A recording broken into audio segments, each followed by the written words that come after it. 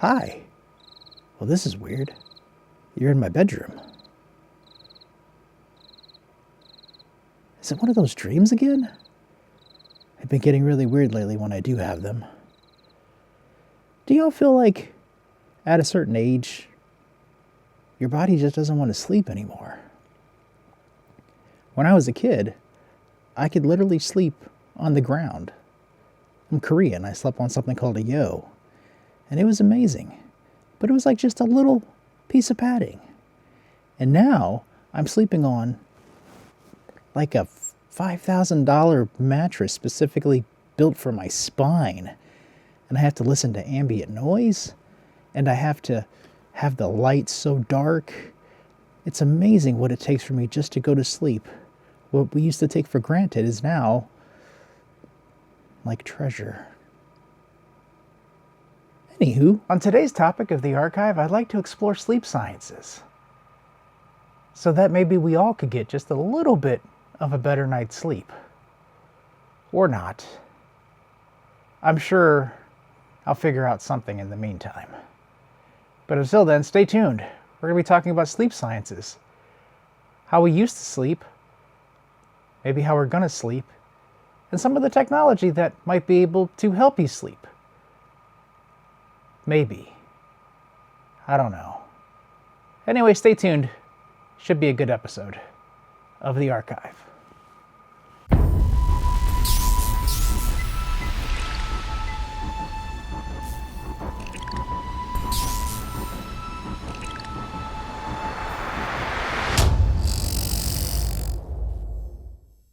All right, y'all. Before we get into what sleep is and how we solve for it and the tech and everything that's out there, I want to do two things. Number one, if you haven't hit the subscribe button, hit the subscribe button so you can get more of this weird content in the future. And also, remember, I am a science and tech enthusiast. I love talking about it, researching it, and bringing it to you every week in this form. So if you need real information, research it. Check it out yourself. I can only give you what I know. And according to my wife, that's not a lot. So let's get into it. What kind of brought about this is I've been having a lot of trouble sleeping for like the past 20 years. And I was thinking the other day about this old sci-fi movie, and it was about this guy, and I don't even remember what the actual sci-fi movie was about, but one of the characters was lying on the bed and he was about to go to sleep, and there was this red beam across his pillow. And as soon as he crosses the red beam, he actually just passes out. And when I was a kid, I didn't think much about it, because I didn't really need a whole lot of sleep. But as an adult, I constantly think about that device. I constantly think, I wonder if that was ever invented, which I'm pretty sure it wasn't, but man, that would be the coolest thing ever, because sleep is just one of those things that I have trouble getting, and I know a lot of other people probably have trouble getting as well. So even though I realized that that was science fiction and it was an imaginative type of sleep technology, I wanted to explore some of the more fascinating concepts, and we can start off with sci-fi in general. So in movies like Alien, Passengers, and 2001: A Space Odyssey, they use these things called cryogenic sleep pods to basically survive long space journeys. Do y'all remember that? I know some of this might have come out before your time, or as my son likes to call the 90s, the ancient times. But in these type of movies, these pods slow down the body's metabolism and effectively put the person into a state of suspended animation. It's like hitting the pause button on life. So interestingly enough, NASA has been researching something similar for concepts involving long duration space travel. And they're exploring something called torpor, hopefully I said that right, and it's a state of decreased physiological activity to reduce astronauts' metabolic rates during missions. And I'm sure you've seen movies like Inception, where the characters use a device called the passive, the portable automated somnacin, don't even know what I'm saying, portable automated somnacin intravenous, whatever that is, to share dreams. It's called passive. I guess you got to fill an acronym somehow. So while this is fictional, it raises questions about how technology could influence our sleep and dreams. So currently researchers are studying how brain simulation and neurofeedback can enhance sleep quality. So devices that monitor your brainwaves and provide real-time feedback are already on the market, aiming to really help users achieve better sleep. In one of my favorite TV shows, Doctor Who, maybe we have some Whovians out there, there's an episode called Sleep No More, Well, they introduced the Morpheus machine. The Morpheus machine concentrates the whole nocturnal experience into one 5-minute burst. Now you can go a whole month without sleep. Which compresses a month's worth of sleep into just a few minutes. Can you imagine that? So while this concept obviously is purely fictional, it reflects our desire to maximize productivity. I gotta be honest though, I've actually thought about this a long time ago. I remember being in college and basically wanting to hit some type of pause button on time itself, and then I could just sleep for like another 3 hours, get up refreshed, and then go to my college classes. Not that that ever existed, but if they ever do invent that, that would be fantastic. Though we can't compress sleep yet, and getting a month's worth of sleep in a few minutes would be one of the best things ever, but understanding sleep cycles and how to optimize them through technology is a really huge growing field, from what I researched. And wearable devices now track sleep stages, helping users adjust their habits for better rest. In the movie Until the End of the World, a device records and plays back dreams, allowing characters to experience them repeatedly. This blurs the line between reality and dreams. But today we have things like virtual reality, which is being explored as a tool for relaxation and sleep induction. VR environments can simulate calming scenarios and aiding in stress and reducing that sleep preparation that's needed. I kind of don't always agree with that, but I do agree with that. I know I'm a walking contradiction, but the idea is I have an Oculus Quest 3, and one of the things that I've used it for definitely is to reduce stress and anxiety, especially during the pandemic when we were all trapped inside and you couldn't get out. I had some type of environment that was created inside one of the video games that I had, and I could just sit there and enjoy a sunset in Australia or look at the Alps through my VR headset. And it was kind of relaxing, and I really did enjoy it. But these kind of sci-fi concepts, while very imaginative, they often stem from real human desires, kind of what I went through, to sleep better, to dream more vividly, or to make the most of our time. And as technology advances, some of those ideas inch just a little bit closer to reality. But that also got me wondering. We only really remember a segment of time throughout history, right? Have we always slept this way? Did we always have trouble sleeping? Have humans always struggled throughout the history and time to fall asleep? Or did we at one point figure it out and something else happened? I think it's time that we rewind just a little bit. Let's go back in time and see what could have happened.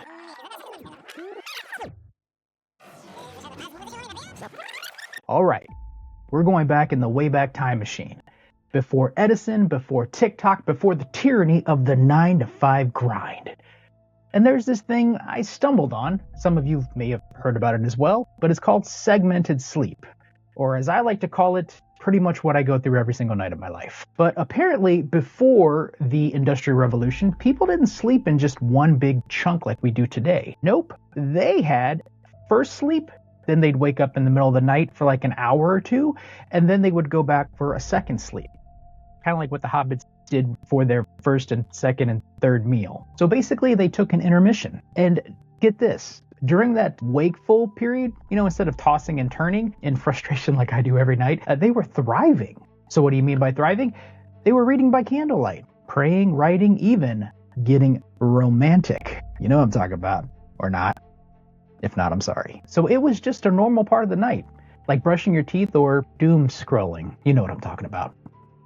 So some historians say this pattern was more in tune with our biology at the time. So when modern researchers took away artificial light, people naturally just fell into that two-phase rhythm. So maybe the real sleep hack was something we just forgot, but something changed. We had factories, we had electricity, we had the ever-loving shift work or hustle culture. And just like that, second sleep just disappeared. It vanished. And segmented sleep became insomnia. And now, if we are up at like 2 a.m, we're panicking because we're not getting enough sleep. But segmented sleep isn't the only alternative to our modern 8-hour block. Throughout history, and even today, people have experimented with various sleep patterns to optimize their productivity during waking hours. So get this. You heard of Leonardo da Vinci? He was part of this thing called the Uberman cycle. And what he would do is he would take 20-minute naps every 4 hours. And basically Nikola Tesla came to be known to do this as well. But I will say, I also heard rumors that he kind of went insane because of the sleep schedule, but only sleeping 2 hours a day, supplementing that with frequent naps. Even Thomas Edison preferred short naps over a full night's sleep, so viewing anything more than that was considered a waste of time. Those guys are different than me. I just want 8 hours of solid sleep. Now, in Mediterranean cultures, the siesta divides the day, allowing for rest during the hottest hours and aligning with the natural circadian rhythms. And let's not forget the ancient sleep temples of Egypt and Greece, where dreams were considered pathways to healing. So these diverse practices highlight that our approach to sleep has always been, if anything, adaptable and influenced by culture, environmental, and individual needs. But here's the little crazy part. Not everyone on this planet does sleep the same. In fact, some people can't sleep like we do because of where they live. One of the things that I've always found fascinating was what happens in places where the sun never goes down or the sun never comes up. How do those people sleep? Talking about the polar landscapes, you folks up in Alaska, or even those around the Arctic Circle. How do you guys sleep at night? Let's take a dive. So what are the cultural perspectives on sleep? I'm talking about sunlight at midnight and siestas at noon. So think about this. Let's zoom out for a second. Because if you thought your sleep was weird, wait till you hear about the rest of the world and how they get down with sleep. And let's start with the north, because that's where my mind was at when I thought about how people sleep in different places. Think of places like Tromsø, Norway, or Barrow, Alaska. Barrow, Alaska, is that a real thing? Hopefully they return stuff. Maybe there's a return Alaska. Dad jokes all day. The kind of places where the sun never actually rises for 2 months or never sets for 6 months. So yeah, no sunrise, no sunset, just a constant day, or in some circumstances, a never-ending night. So how do you sleep when it's 2 a.m. and the sun is just blasting through your window like it's noon? So it turns out residents of these areas adapt just like the rest of us do when it comes to sleeping when the sun's awake. They use blackout curtains, they use eye masks, they use red-shifted lights, and incredibly strict sleep routines. Some even rely on melatonin like it's daytime medication. Or daytime multivitamin? Either who. I will say this though, I won't actually say that, but here's kind of the loony part. Many people there don't develop sleep disorders. They train their brains to follow clocks instead of the sun, and basically they sleep by schedule, not by sunlight. Which has not been the case for me, especially since I did night shift work. I really feel like that messed up the next 10 years of my life. Maybe that's where it all started. Now, contrast with that, let's go to Spain. When I was in Barcelona and I visited a few years ago, it was weird because in the middle of the day is nap time. The siesta is a real thing. And it's so weird too because I was there for work, and when I would get up and go to work, at 8 o'clock, there was nobody on the streets. Everybody was gone. The shops were closed. The phones go silent. People seemed to vanish. And then I didn't even realize that they were, taking a siesta also in the afternoon. Those people sure like to sleep in Spain. I appreciate your culture. So these folks, they nap, they recharge, and then they go out for dinner at 10 p.m., which I did not get used to. I'm pretty sure I had at one point fallen asleep in my pasta when I was out in Spain, but dinner time is typically when I start brushing my teeth. Okay, I'm not gonna lie. I go to bed by 9 o'clock, so I'm already asleep, passed out by the time they're actually starting dinner. Go figure. And look in Japan. Co-sleeping is totally a normal thing, even with older kids. I remember this because I am Korean and we share a culture, and I do remember always sleeping, I guess you call it a sleep pile? It didn't seem weird when I was a kid. Now it seems a little strange. But in Finland and Norway, babies nap outside in the cold. They're bundled up like tiny little burritos because I guess that's just how they do there. All that is to say there's no right way to sleep, and every culture does it a little bit different. I mean, you've got climate, tradition, they all shape how we rest across the globe. But even across every single culture and every timeline, there's one question that really has never stopped bugging me. And that is, why do we sleep? Why do we need it? Okay, so this is where things might just get a little bit of weird. A little bit of weird? Still working on my speech. Anywho, we've put people on the moon, right? We've sent a rover to Mars. We have Voyagers, 2 satellites that have left our solar system. kind of. But when it comes to the concept of sleep, it's one of those things that if you ask a neuroscientist, their response is probably going to be, we're still not sure of sleep, right? So it's one of those questions and one of those things that I have kind of seen happening in a trend perspective. Like, how does AI work? I don't know. It's a black box. All right. How does quantum entanglement work? How do things get entangled? I don't know. Why do we sleep? I know we need it. I have no idea why. So add that to the list of questions that did not get answered as I was researching. But there's hope. So it's not like we don't know stuff, right? And from what I read, it looks like during sleep, your body repairs itself. Your brain flushes out toxins. Memories get processed and emotions get sorted out. I'm not sure about the emotions that get sorted out, especially for those folks that wake up really grumpy in the morning. Just saying. Not that I know anything about that. So when you sleep, it's supposed to be like overnight housekeeping, but for the whole system. And then there's REM sleep, rapid eye movement, or as they call it, the dream zone. This is where your brain lights up like it's at a rave. You are paralyzed, but your mind is running simulations. Some say to rehearse danger, problem solving, maybe emotional healing, or maybe dreams are just cosmic static from your subconscious. Like I said, we don't really know. And the more I spend time researching these topics, that tends to be the answer that I typically get. So some evolutionary biologists think that sleep evolved to basically keep us out of trouble at night, like it's nature's timeout. And others believe it is the key to consciousness itself. A maintenance protocol so advanced we haven't even decoded it yet. Do you think they make a ring for that?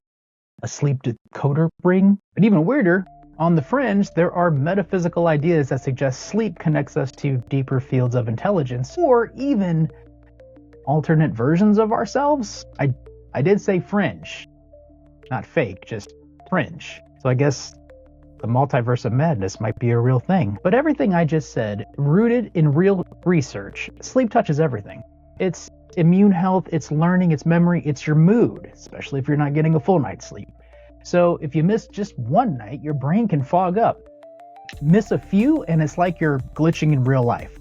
So if sleep is that essential, how come we treat it like it's a luxury instead of a necessity? And more importantly, can tech actually help us sleep better? Or are we just tracking ourselves into sleepless anxiety? All right, so you can't sleep. So what do? Well, if you're like me, you slap on a smartwatch, you download 3 apps, you get a smart mattress that literally talks to your phone, you track your REM cycles like it's a stock portfolio. And then at 7 a.m., that little device on your wrist tells you that you slept terribly. Thank you, technology. That was really helpful. This whole thing has a name. It's called orthosomnia. It's when the anxiety of getting perfect sleep actually keeps you awake. So you're busy tracking your rest, you're forgetting to just, rest. And I've actually went to a doctor who told me that that's one of the things that I have issues with. But as you can tell, with my Oura Ring and my watch, I'm still tracking it because I'm a data person and I feel like one day the answer is going to be here and then I will finally be able to sleep. But honestly, it's like checking your pulse to see if you're relaxed. But hey, it's not all bad. Sleep tech is actually getting smarter.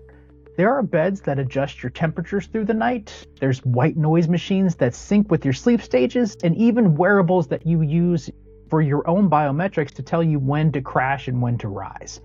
And let's not forget, there are apps that coach you through sleep meditations, the slow breathing patterns, and even VR dreamscapes. So tech is trying to help, but the challenge is really balance. When does it enhance your sleep and when does it add more pressure for you to go to sleep? So what does the future of sleep look like? Is there a world where sleep is fully optimized? There's no guesswork, there's no insomnia, just deep, relaxing, restorative nights for everybody on the planet. Okay, so we've talked about sleep struggles, we've tried to hack sleep, with the stuff from Leonardo da Vinci and Nikola Tesla that I don't recommend. And now we're trying to look ahead. So where is all this going? Can we actually engineer the perfect sleep? Perfect night's sleep. What does that look like? Now imagine this. You lay down and the bed automatically adjusts to your body temp. your mood, and your stress levels. Artificial intelligence scans your brainwaves. It's dimming your lights with just the right amount of hue and triggering a scent diffuser. Maybe lavender. Maybe fresh baked cookies. I don't know your life, but I like those things. Other things you may notice is your pillow senses spinal alignment, and neurostimulators gently nudge you into a deep sleep, and dream algorithms tailor your REM experience to reduce anxiety or even help you rehearse the life and that you have and the challenges that are out there for you. So it sounds wild, but companies are actually prototyping this. They have smart headbands that trigger slow wave sleep, and you got smart rings that actually predict your ideal bedtime, and even sleep pods that block electromagnetic interference to create a pure sleep field. Now check out some of these things, if you're really into technology, that were unveiled at CES 2025. That's the Consumer Electronics Show. So there's this mattress, it's called Optimize Me, and it was unveiled at CES 2025. And this mattress uses bio-AI algorithms to monitor your sleep habits and breathing patterns, and it adjusts its firmness and its incline in real time to elevate pressure points and reduce sleep apnea symptoms. There's this thing called the ERA, I'm going to call it the ERA Smart Layer. This 3-inch mattress topper actually incorporates active spinal alignment, BCG sensors for breathing and for your heart rate analysis, and algorithms to enhance sleep and recovery. It transforms any mattress basically into a health and wellness companion. So I mentioned wearables, neurotechnology, and headbands. Who doesn't like a good headband? So there's a thing called Elimind headband, and this headband reads your brain's EEG signals and emits personalized sound pulses to guide your brain from wakefulness to deep sleep. Now, the clinical trials have shown it can actually reduce the time to fall asleep by up to 74%. If you're out there, I would love to test that, just to see what that's like. But that's not the only headband that's out there. There's something called the Somni headband, and you wear it for about 15 minutes before bedtime. Somni uses proprietary EEG Plus technology to collect brainwave data and deliver a personalized transcranial alternating current stimulation, which is called TACS. So this is basically aiming to improve sleep quality and duration. There's also smart rings and other wearables. Check out the Vive ring, the Viv ring, the VIV ring. I'm not sure how it's pronounced, but sure. This is an AI-powered smart ring that generates personalized sleep aid sounds based on your biometric data and sleep patterns, creating the ideal soundscape to help you drift off. And let's not forget one of my favorites, the Oura Ring 4, which is basically praised for its user-friendly app and detailed sleep metrics. The Oura 4 offers long battery life and helps users understand their sleep patterns to improve rest quality. I will say this, it still hasn't helped me sleep. Not that I don't like knowing that I shouldn't have ate that big meal right before I went to bed, or the fact that I played video games till, midnight. It's just telling me things I already knew. So go with that. So let's talk about other things like sleep aids. There's a motion pillow, and it's basically an AI integrated pillow that detects snoring and gently inflates to reposition your head. So it's opening up your airways to stop snoring without waking you up. There's this other thing called the Dionix Oral Appliance, and it's basically an alternative to CPAP machines. It's this mouth guard that uses AI-powered sensors to collect data on heart rate, your head positions, and sleep stages, and helping doctors tailor sleep apnea treatments. And I have sleep apnea, and I don't like wearing the mask. Might be something to try. And these innovations are really just the tip of the iceberg. As technology continues to evolve, the line between science fiction and reality kind of blurs a little bit. The future of sleep isn't just about more gadgets. It's about harmonizing technology and basically our natural rhythms to achieve really restorative rest. So even though sleep is one of the most basic things that we do, but yet it is still one of the most mysterious things as to why we do it. We just don't know. I mean, we do know that what happens if we don't sleep, and we're just starting to realize how deeply it connects pretty much everything, like our memory, our mood, our creativity, and maybe even our sense of self. And for me, sleep used to be automatic, right? Wasn't it that way for everybody else when they were young? Then it became this project. Now I think of it like kind of a relationship that you've got to listen to and pay attention and stop trying to control. And every now and then, you just have to surrender to it. I think I'm still talking about sleep, maybe. So what if sleep isn't just maintenance? What if it's a message, a biological reminder to just pause, reset, and connect? This has been another episode of The Archive. If you've been lying awake at night, overthinking everything from the universe to your inbox, just know, you're not alone. We're all just trying to find our way back to a really good night's rest. So until next time, sweet dreams. And if you haven't done so already, make sure you hit the subscribe button. I would really love to hear your thoughts on how you're sleeping at night. Until then, I'll see you on the next episode. The hi-hat's tight, rhyme so fly, lift you up all night. Can you feel it now? That old school sway, bringing back the groove in a G-funk way.